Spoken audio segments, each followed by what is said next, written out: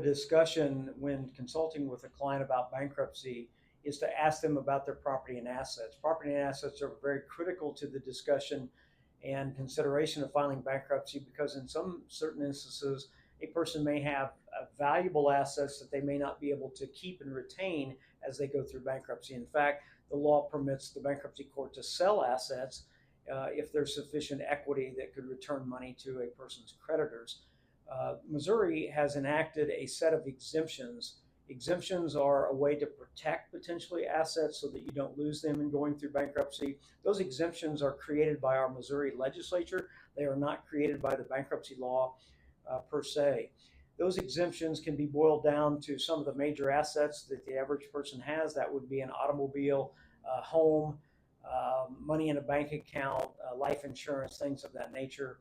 In addition, people certainly have household contents such as furniture, appliances. Those are all part of what the Missouri legislature says can be found to be exempt.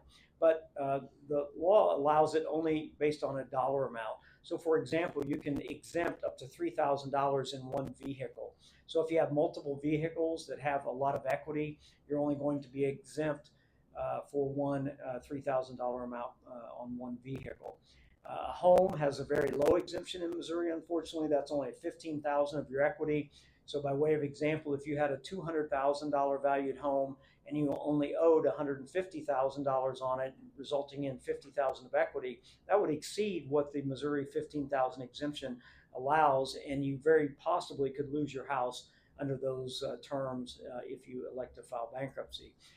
For personal items such as your furniture, your appliances, each person is allotted a $3,000 exemption. My experience is most of our things in a used condition don't bring more than that, and therefore, in most cases, no one's going to lose their personal contents of their home or their rental property when they file bankruptcy. Those would be the general exemptions that would apply to most people that I discuss with my clients.